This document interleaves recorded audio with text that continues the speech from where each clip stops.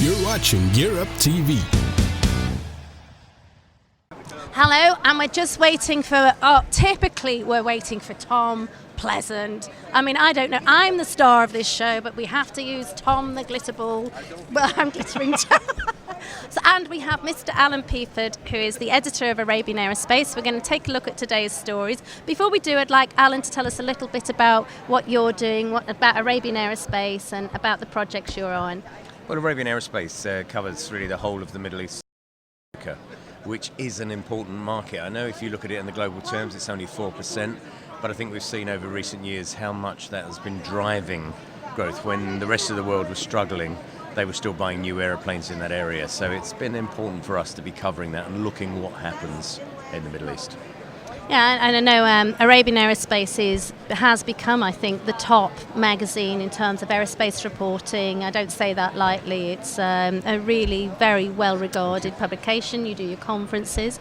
And I could talk a lot about Arabian Aerospace and if I may, I'll just say he's also the author of the Pocket Guide to Business Aircraft, and if you haven't picked up a copy, you really should. It's an absolutely, and I'm not taking the mickey. It really is a brilliant, informative guide. Where can people find that, Alan? It's available at Rockwell Collins stand and at Rolls-Royce stand and at Gulfstream stand. And you'll see it around at other people as well. Some of the other manufacturers are happy to share it, and we try to be as up-to-date as we possibly can be as a reference work. That should last through till 2018. So I really do use this all the time.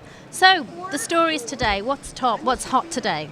Well, for me, I was really quite interested in seeing the Silvercrest stuff, and in show news and in flight. We're both talking about that and the fact that the troubles there are over. When Silvercrest was announced, we kind of thought this is going to be a game changer for some time, and then of course there were problems. We saw the 5X suffer, longitude of course did.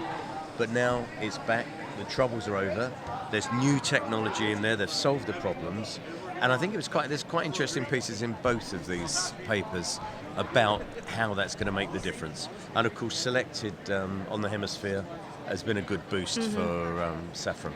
Yes, in fact, at the Dassault Falcon Breakfast this morning, Eric Trappier did congratulate Snecma on the... well, he mustn't say Snecma anymore. He doesn't say Snecma anymore, and in fact, Volker said that this morning. Bye-bye, but such a great manufacturer on their Triumph, and wish the hemisphere lots of luck. Tom, what's been some of your stories? There's, of course, the spat with Stratajet. The spat with Stratajet and Stella Labs, which get a copy of today's flight evening news to read more about that on page 4. It's an interesting one. And if I can just stop you there, Tom, as well, I'd say that in about another half an hour or an hour or so, get this evening's flight evening news, because indeed there's been a response from Stella. This one is bubbling over in the nice way, as of course as journalists we all love, you know, a nice spit from a purely professional point of view. But it's great. I mean, it is. It's nice to see companies sometimes put their heads above the parapet and say, you know, we think they were wrong saying what they did.